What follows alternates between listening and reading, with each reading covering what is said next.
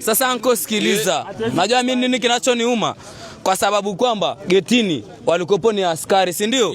Wale watu wamepita, wameenda kuzuiwa mbele na mtu ambaye sie.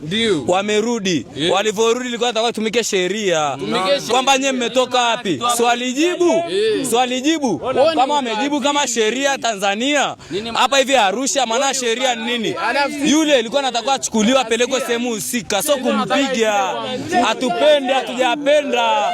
Sio haki. Wametutendea kitu ambacho sio. Wanasema polisi wanasema kwamba wamewashikilia wale askari wa nyuma. Sawa, hatukatai wamewashikilia anko. Sisi hatukatai wamewashikilia. Lakini sisi tunavyojua ni hivi, ile ni serikali, huyu ni ndugu yetu. Serikali yenyewe itasimama kwa upande wa ndugu yao, si ndio? Upande wa watu wao. Lakini ni hivi, si ndugu yetu, sisi tulikuwa tunataka kitu kimoja tu. Tujue hivi, wale waliofanya tukio wanapata hukumu gani na sisi kwetu. Hiyo sheria yao.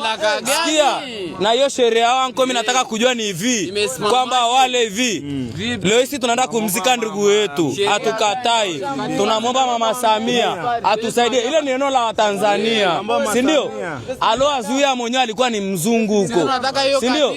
Sisi tunachotaka ni hivi kujua wala waliokuwa getini kazi yao ni nini anko, maana walimuona. Sikiliza anko, 80 maanko waliwaona wakiwa wanaingia, sio kuwaona, waliwaona anko au vipi? Lakini wakawaacha wakapita wakarudi wakawageuka. So haki, alafu wenyewe walitaka rushwa ikawa ni ngumu. Pesa walotaka ilikuwa ni ngumu kwetu. Sasa walitaka shilingi ngapi? Wale ambao iko sijui laki na 8,000. Laki moja na shilingi ngapi? Na 8,000. Walipewa, wenyewe walitaka 400,000. Sisi hatuna. Ile ni haki ya serikali. Yaani ile cheki wale ni wa nchi yetu anko, inatuma. Rushwa ulipwi.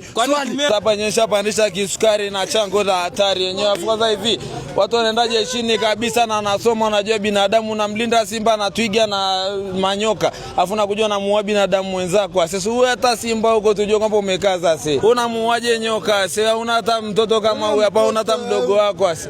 Unakuja kumfanyia mtu vitu kama hivi sasa. Mtoto mdogo anatafuta nyo riziki yake na alikuwa anaenda msibani. Yaani alikuwa anaenda gerefeji alafu zatuelewi mambo yote. Pigo wenyewe kweli hata kama ni serikali. Peaneni vitengo jidaisheni hivyo hivyo. Sisi tunatafuta kwa sababu hatujasoma. Nyinyi mmesoma. Tuweni. Hivyo tuweni tu basi. Yani tuweni alafu hivi chapandisha kisukari vibaya mno wenyewe alafu hivi iende navyoenda uko mbele kwa mbele afu hatuwazi kitu aina wote.